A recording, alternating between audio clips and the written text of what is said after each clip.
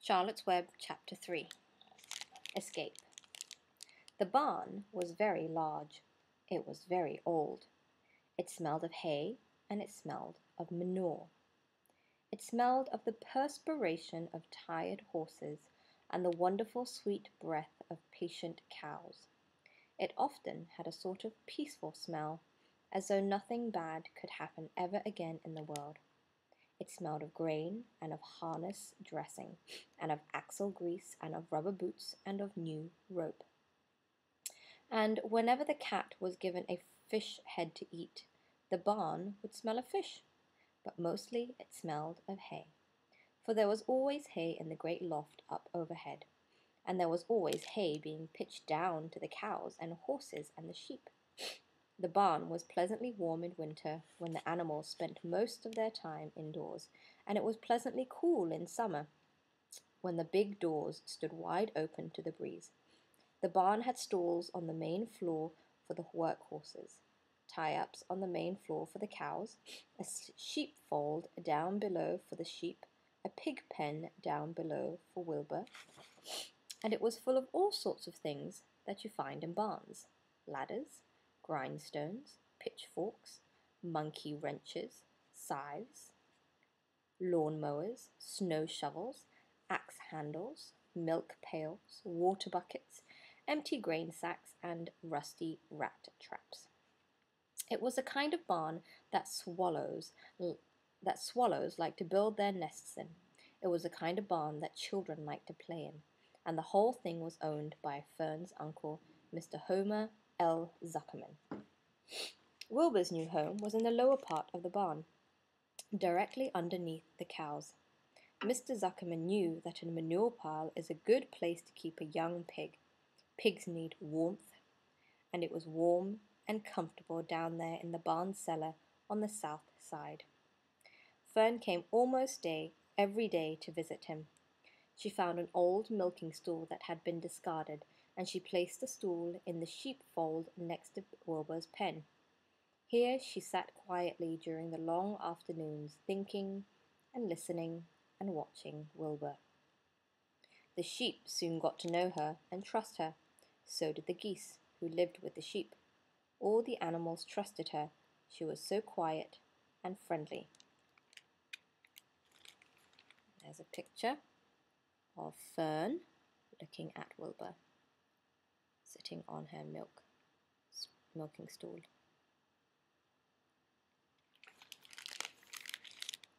Mr. Zuckerman did not allow her to take Wilbur out, and he did not allow her to get into the pig pen.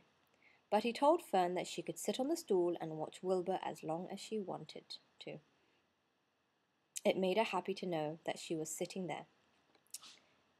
It made her happy just to be near the pig, and it made Wilbur happy to know that she was sitting there right outside his pen. But he never had any fun. No walks, no rides, no swims. One afternoon in June, when Wilbur was almost 2 months old, he wandered out into his small yard outside the barn. Fern had not arrived for her visit. Wilbur stood in the sun, feeling lonely and bored. "There's never anything to do around here," he thought. He walked slowly to his food trough and sniffed to see if anything had been overlooked at lunch. He found a small strip of potato skin and ate it. His back itched, so he leaned against the fence and rubbed against the boards. When he tired of this, he walked indoors, climbed to the top of the manure pile, and sat down. He didn't feel like going to sleep. He didn't feel like digging. Tired of standing still, tired of lying down. "I'm less than 2 months old, and I'm tired of living," he said. He walked out to the yard again. "When I'm out here," he said, "there's no place to go but in. When I'm indoors, there's no place to go but out in the yard." "That's where you're wrong, my friend," said a voice. Wilbur looked through the fence and saw the goose standing there. "You don't have to stay in that dirty little yard," said the goose, who talked rather fast. "One of the boards is loose. Push on it. Push on it. Come on out." What? Said Wilbur. Say it slower. At the risk of repeating myself, said the goose, I suggest that you come on out. It's wonderful out here. Did you say a board was loose? That I did, said the goose. Wilbur walked up to the fence and saw that the goose was right. One board was loose. He put his head down, shut his eyes, and pushed. The board gave way. In a minute he had squeezed through the fence and was standing in the long grass outside his yard. The goose chuckled. How does it feel to be free? She asked. I like it, said Wilbur. That is, I guess I like it.